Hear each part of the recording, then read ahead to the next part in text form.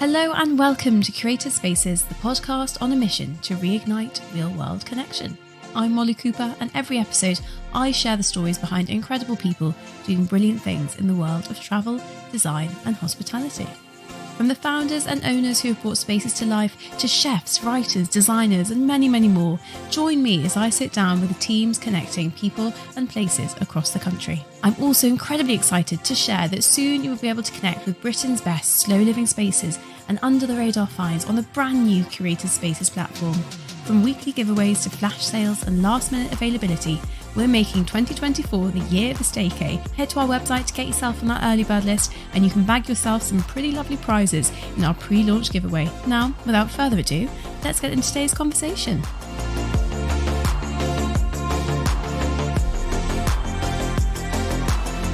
On today's stop of the Cotswolds edition, we're down in Avebury at a family-run farm where you can stay in one of the beautifully converted stables. With fresh bacon delivered to your door and local artists celebrated throughout, this is a working farm with a whole lot of soul. And I'm incredibly excited to welcome Alice and Rob, who are going to tell me all about the remarkable story behind this space and the role it's playing today. Alice, Rob, welcome to Curated Spaces. How are you both doing today? Very good, thanks. Very good.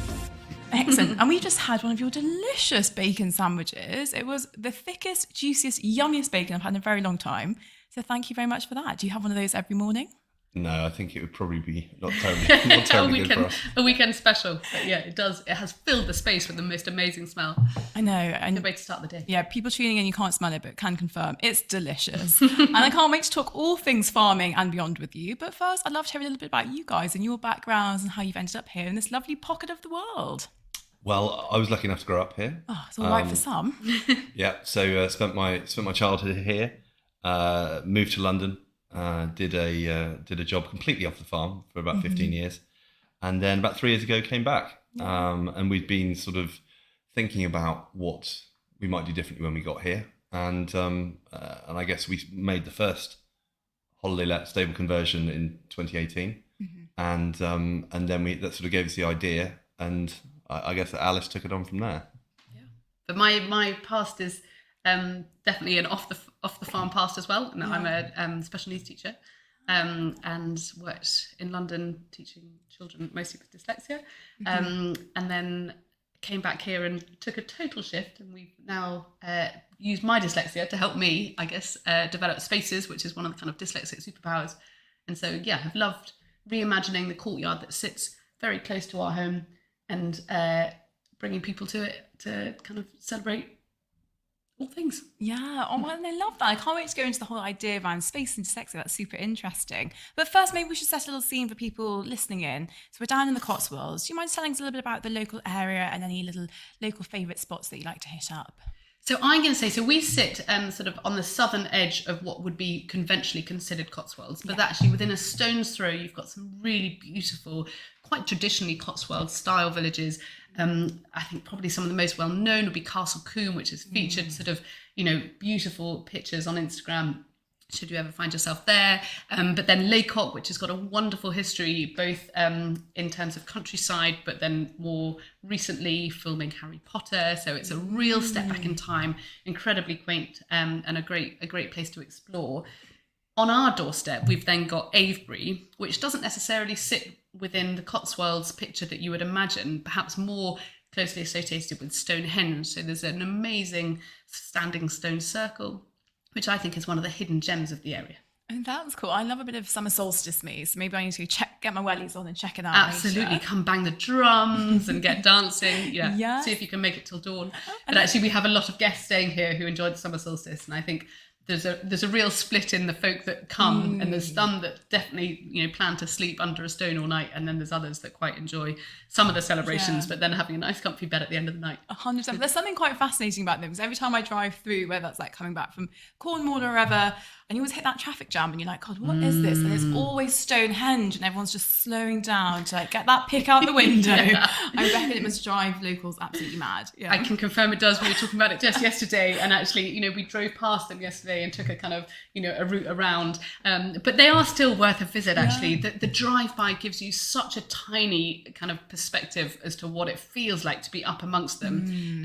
There's quite an amusing sort of quote that's Stonehenge for the show, Avebury for the know. Oh. So if you're in the know, you come to Avebury. And actually, I love that because there's a real sense for those that are kind of visiting the space. It's unfair of me to call it sterile at Stonehenge, but in Avebury, you've got a beautiful kind of traditional English village. You've got a pub right in the middle of the stone circle. You can get up close and hug the stones, which lots of people do. You can find the wizard wandering around, and there's a real vibe and a real feel. And I so enjoy that. When I imagine that people are, coming out of London, that they can really get a sense of more than just the stones and the history that comes with that. There's a real sense of community around it too. I love that. And gosh, and now we're in the know. And You're in the know. Thanks for that. And well, let's talk about this space then, because Rob, this is obviously for your family's farm. It has quite a remarkable history.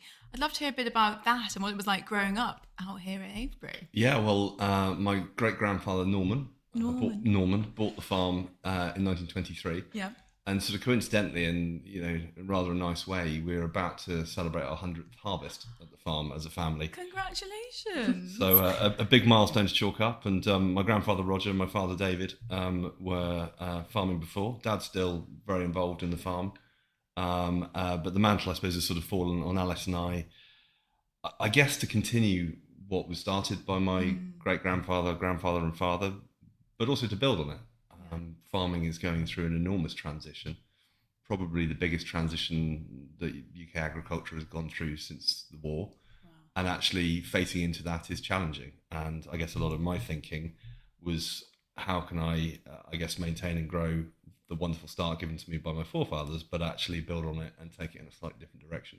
And you're so right. And I think there's this really interesting shift across the country with all these family farms, and they've already gone through the organic movement. They've gone through this revolution and through this one. And now it's like, how do we have these amazing buildings? And like you've done here, how do we do something that really future-proofs the farm and goes alongside what is quite a complex, having watched my Clarkson's The Farm, I know what happens at the end of that. And it's it's a tricky landscape out there for farmers, it feels like. Yeah, I think it is. I think I never want to move away from the fact that first and foremost we are a farm, and that's what we do. And I like to think that we will always do that, but we'll probably have to evolve how we do it. Yeah. And in a kind of post-direct payment subsidy kind of world, which post 2027 that will have gone, and it's being phased out now as we move towards that. Diversifications and doing things slightly different are really, really important. So in a lean year, you have the ability to survive and hopefully still make money and take the business forward. Because without subsidy, that is increasingly challenging. Yeah, okay. Well, we'll get into that in a bit more detail slightly later on. But let's go back to when you had your stint in London. You decided the time had come to move back to the farm. What was that process like? Was it something you kind of always knew was going to happen, or did it sort of grow on you over the years? Do you know, one of our first memories, or one of my first memories, it wasn't a date per se, but we were sat on the sofa at university watching Country File, and the conversation came up after that. And it was very much we don't have to, but the future does look like it's heading west. Yeah. And so we've always had in our mind that the return would be something on the cards, and talked about it for probably a couple of years. Rob was working at Waitrose and enjoying the kind of projection that his career was taking there.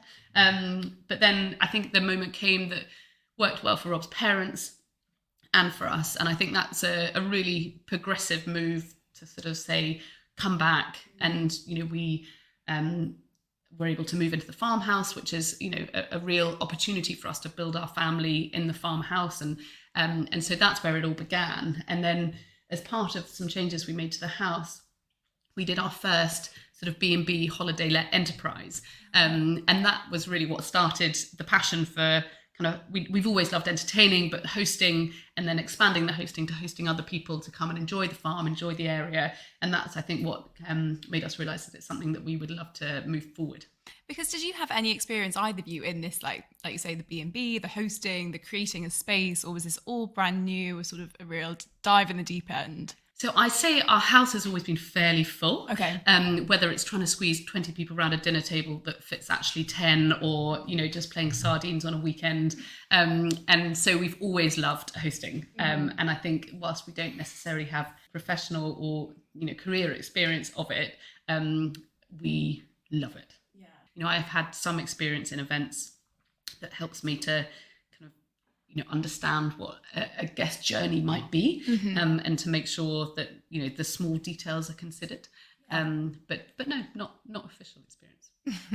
Learn it as you go, kind of. The first summer was a big summer. We had a tough harvest that required Rob to be, working all hours of every day, and we were learning the ropes here. And it comes down to the linen and the laundry, and we'd planned a soft opening, but actually the doors of COVID opened, and so everyone wanted to travel. So actually we had a glorious first summer, but we had a lot to learn. Yeah, and so was that these stable blocks we're in now, which is around that lovely courtyard you spoke about, and there's these like gorgeous big windows. Was that what you started with, or was there something? We started with on one side of the courtyard. We had an existing barn that had been an old farm implement shed, and that was our first project. Facing that across the courtyard, we then had the stables, and that was the second phase, effectively, that opened just when COVID opened up. Amazing. Okay, and then talk me through what that process was. Did you do it all yourself? Did you get help? Did you go in with like, I've got a bit of a clear vision for what I want this to be or what I want the space to deliver? Or were you just very much like led by what you, I don't know, I imagine doing a barn, it throws up all kinds of surprises. Was it kind of led by the process itself? Do you know, I'm quite visual in how my brain works. Yeah. And so I would often find myself in quiet moments when they came, sort of wandering around the space almost in my mind and seeing how it came together. But then we had a really great team that helped kind of bring it to fruition with all the kind of skills that you might need to work within, we're in a World Heritage site, and we've got a lot of people that we need to consider in terms of the build and how it looks. So we had Mitchell Ely Gould, which were the architects based in Bath, and we've worked with them on the main farmhouse and then into here. So a team that we kind of know and trust and work really well with. So that was fab. And then we had the most wonderful Polly Ashman, who came and helped inspire the spaces, once we'd imagined them. And so she helped with the furnishing and the colour schemes and that. And she was a really fab addition, sort of pushing me out of my comfort zone a little bit and helping to make the spaces that we have today.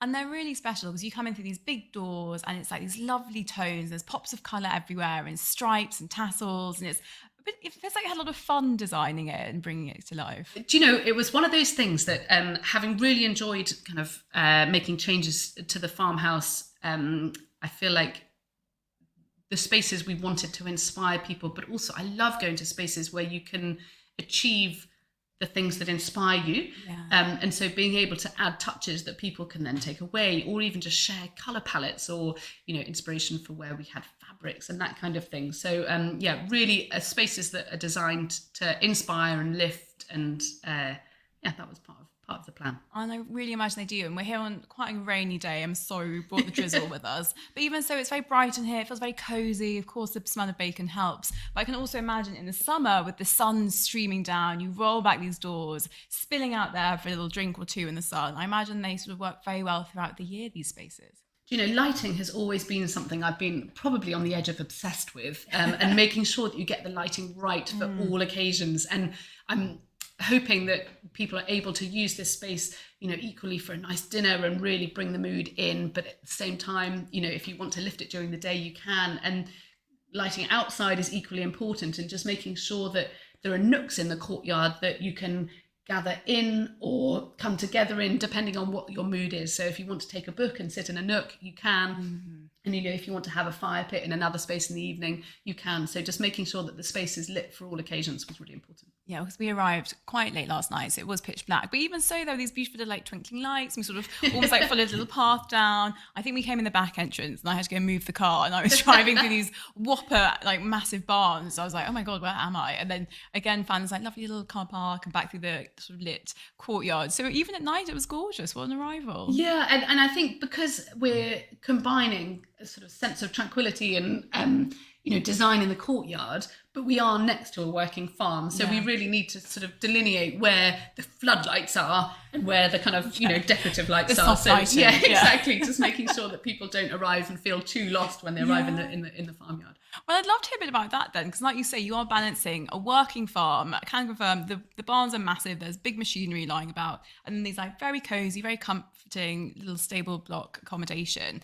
And especially like bringing it to life when this was a building site, did you have guests staying? How were you managing it with things like the harvest? Again, going back to Clarkson's farm, it looks like a very intense time period. So how do you juggle, that's the two sides of the business, and do you each own a side, or do you sort of juggle between you? So I think, just going back to Clarkson's farm, I think it has been a really interesting sort of program for helping people understand why sometimes Rob might walk through the courtyard, you know, with a face of thunder, and, you know, probably covered in dust and harvest, you know, grime. And I think people now sort of understand and recognise that with those two businesses alongside, you know, there are good days and there are bad days. Yeah. But I think people are fascinated. And, you know, for where we've been fortunate enough to travel the world, generally, if you say you're a farmer, you know, people have just got so many questions, and whether they're kind of 3 or 30 or 90, you know, the questions are just really valid, and really, you know, it's really good for people to connect with what we're doing here. Mm-hmm. And in some ways, you know, you create a tranquil, beautiful, relaxing holiday destination and you put it next to a noisy, smelly, dangerous farm. You can see how that kind of could jar. Yeah. And, you know, there are things that we need to be conscious of to make sure that both businesses work well together.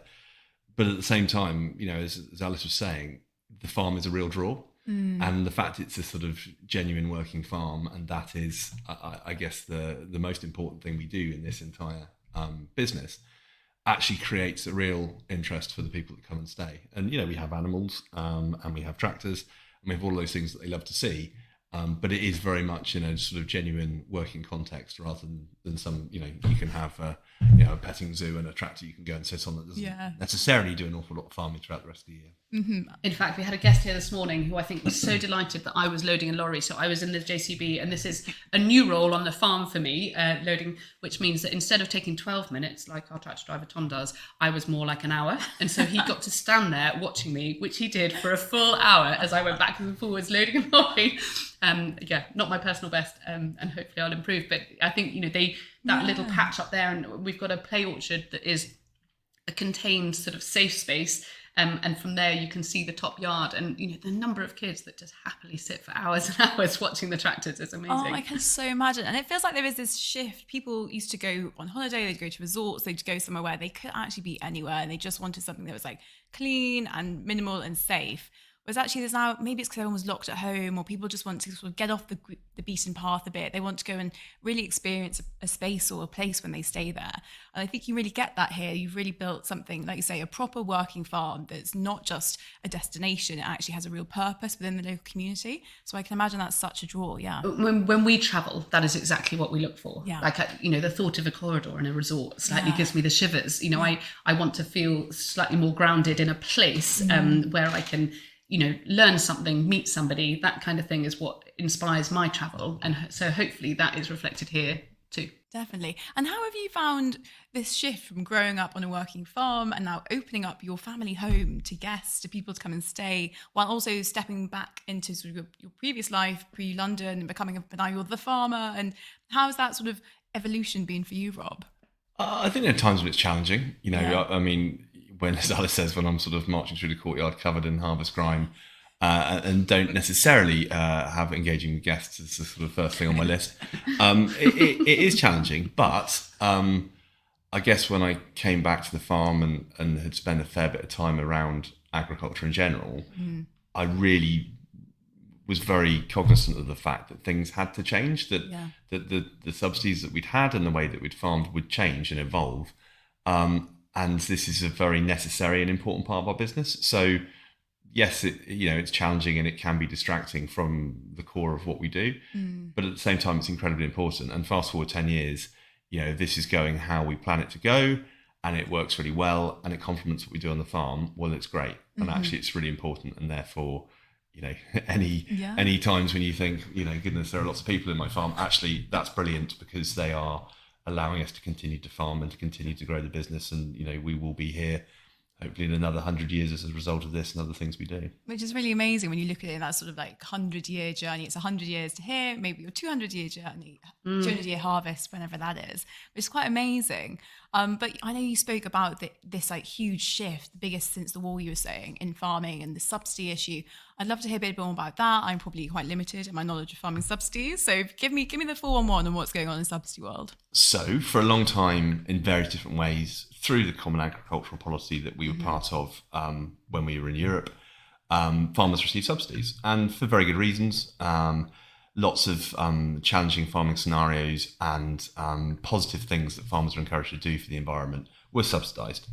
And that was great, and that allowed us to farm, to make money, to reinvest in the future, to build new barns, buy new kit, expand, and be the best farmers we could be. Probably there were elements of which, a lot of industries that are subsidised can become inefficient. Yeah. And I think that probably there was a change in direction, exacerbated by Brexit, which meant that we were going down a different route. And the long and the short of it is that by 2027, there will be no direct payments. There'll be no subsidies given to you just on the basis of how much land you farm. There are new subsidies that replace them, but inherently you will have to do more for less. Yeah. So whereas you had to do X, Y, and Z to get a subsidy in the past, you will need to do a lot more than that, and that subsidy will be smaller. So the kind of financial balance of your business, which was, subsidies were a big part, has changed greatly. And whether you're pro that or against it, it's happening, and I think it's about facing into that in the best way you possibly can. And so it is a difficult time and a challenging time, and when you sort of overlay that, the huge volatility in input prices, where 3 years ago we saw fertilizer go from £220 a tonne to £950 a tonne, and the volatility, driven by Ukraine, but weather problems all around the world, it does make it difficult. And therefore, if you saw on Clarkson's farm, you can work very hard and achieve very little if the weather or the markets are against you. £1.87. Yeah, No, I mean, I think Jeremy probably made a few bob on the side, but also, his message was brilliant, and a lot of people say, "Oh, what do you think of Clarkson's farm?" Well, fundamentally, he pointed out that it was quite hard farming, and you could work hard and try hard and be scuppered by the weather, and that's the reality of it. We choose to do it, but I guess all of that kind of challenge really made us then think, well, how can we insulate ourselves from that challenge? And that's, I guess, why we're sitting where we are, talking about holiday lets alongside farming. But I think we are fortunate in that, Rob has, a former life at Waitrose that allows him to see things with a new perspective, and I come from a different background too. But I think, farmers of a different generation who are expected to suddenly reintroduce a whole new skill set through diversification is an enormous challenge. So, there is a lot of upset in the sort of world of farming at the moment, and it is hard. What the solution is, not sure. But I feel quite fortunate that we have been able to diversify in this way. Well, it's super interesting you say that. A lot of people I talk to, and I'm like, oh, so how do you get into hospitality? It seems like one of those things that's a bit of a calling. Like, people love it. They find such joy in bringing people together and like creating experiences for people. But again, either you love that or you hate that. You love hosting or it's not for you. So actually, how fortunate that you actually love that. Your house was always full. And then when the time came to come back to the farm, you could then sort of transfer that love and that passion into building a little project, some site lets to go alongside the farming. Whereas another farmer who actually maybe hates that, you're right, it's just a completely different thing, and it might just be such a huge thing they don't even try and attempt it. And then what are their options? So it's actually such an interesting thing you say. I mean, farming is, I think, looking at it from possibly the outside in, can be quite a lonely game. You're working in quite small teams, you're spending a lot of time on your own. It's sort of naturally suited for quite introverted people, which makes hospitality really a far reach from what they feel naturally kind of able to do. Yeah. And then in terms of the people who come out here, what are they looking for? Is it to come and experience the farm? Are they with children? Do they just want a bit of fresh air? Is it burnt out Londoners? Is it a certain type of person, or do you get a real mix from all over? All of the above.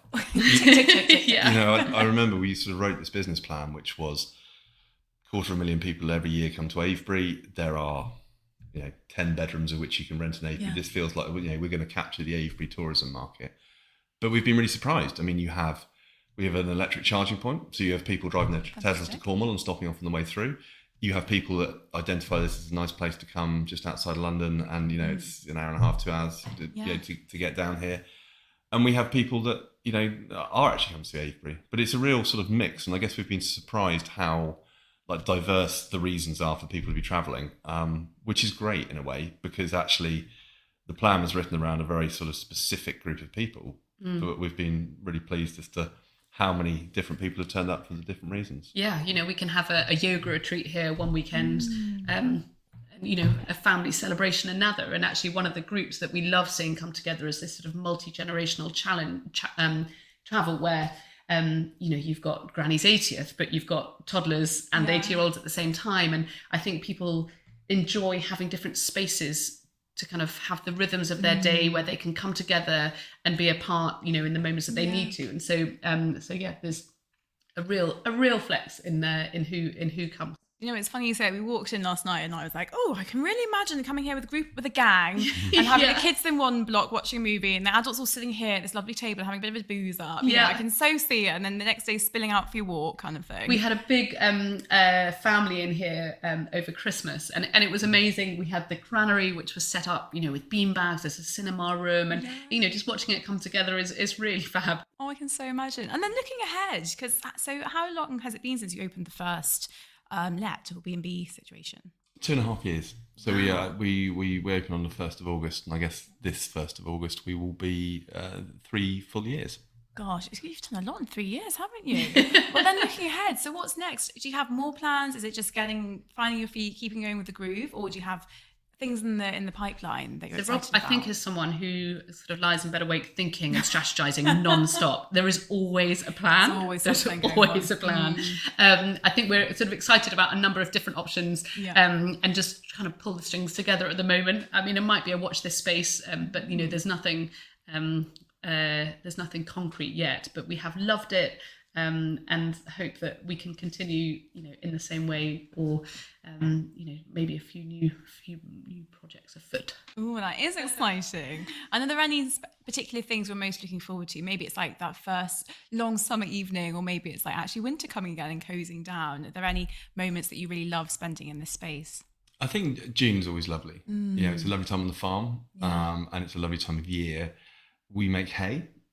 Which when you're watching the showers roll in can be stressful, but actually when you're listening to the cricket on your tractor is super lush. Well, when there's a test match on.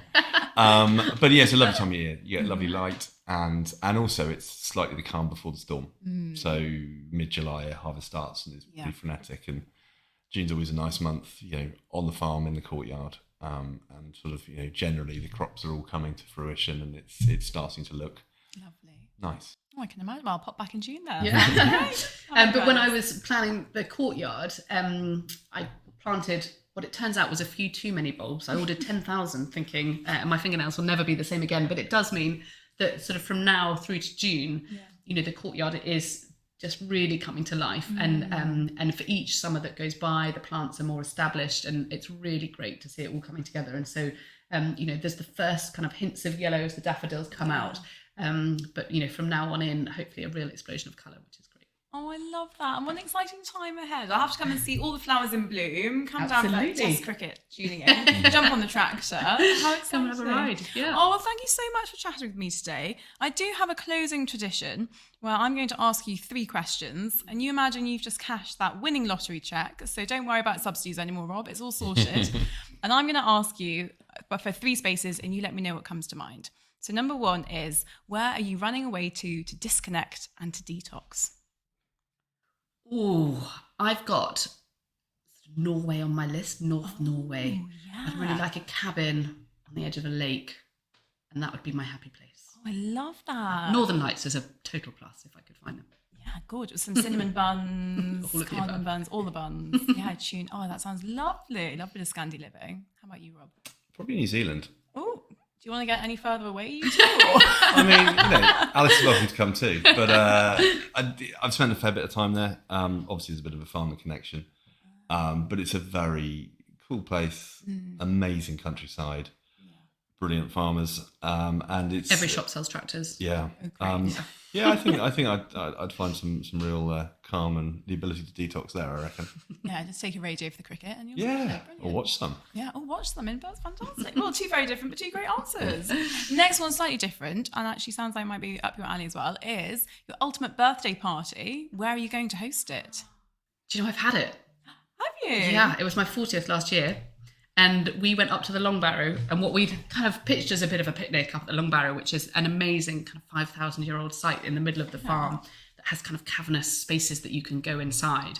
And we set up a great long kind of banqueting table alongside and had all our friends up there with a whole gaggle of kids.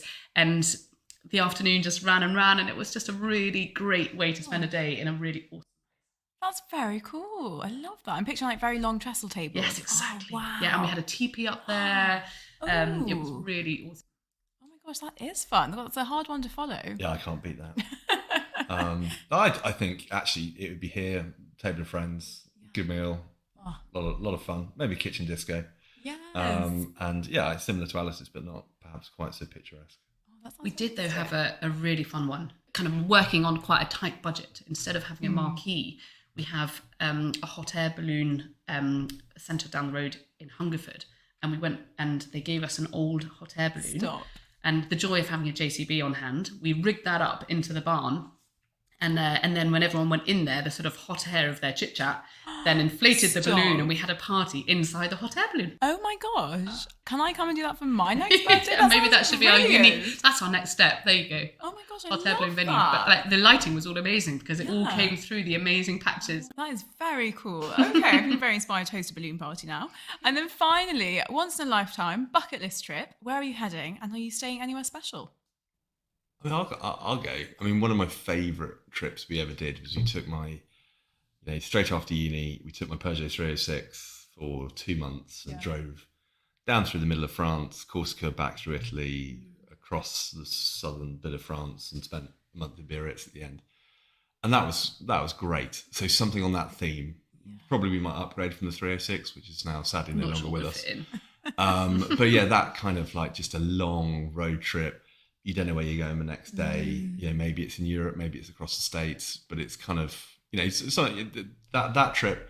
And I did a trip when I was 18 across Australia, doing similar things, just drive a bit, camp, have a few beers, drive a bit, camp. And yeah, I don't know where that would be, but I think that'd be a pretty cool thing I to do. love that. Long lunches, lazy drives, see where you end up. So I love the idea of being a little bit off grid, and I would love to take the whole family and just live slow somewhere. You know, it might kind of, be in Africa somewhere. Wow. It might involve, taking kids out of school, just seeing how many months can roll by, just exploring, living slow, eating well. Gosh, that's very cool. Are we allowed radios and television for cricket, or is that a no? I'm going to go with no televisions. Ooh, But okay. a radio. A radio's okay. A radio's allowed. Yeah, I'll a take that. radio's okay. I feel like you combine those. Maybe you need a big bus or something. Maybe, yeah. Off-grid busing. Maybe, so Rob has a Defender, which we call the tractor car, and it is almost one of those ones that if it looked a little sturdier, you could put the tent on top, and then you have the drive, the drive to Africa. But it breaks down about every 500 miles, so we wouldn't want to go far. Don't limited, make yeah. it. Oh, well, all very excellent answers. I hope you get your various trips, your cabin stays, your road trips. And thank you again for having us in this rather beautiful space. Pleasure, thanks for Pleasure. coming.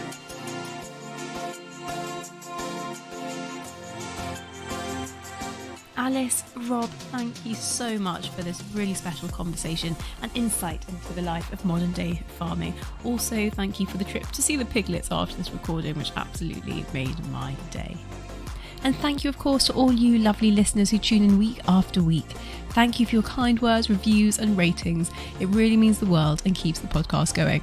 I'm also incredibly excited to announce that the Curated Spaces podcast is soon to become the Curated Spaces platform, where we'll be connecting curious travellers with the best slow living spaces and under the radar finds around the country. If this sounds like your kind of thing, then please do head to our website to get yourself on that early bird list and keep your ears peeled as we start to officially count down to launch in the next few weeks. In the meantime, I will of course see you next time for more Curated Spaces.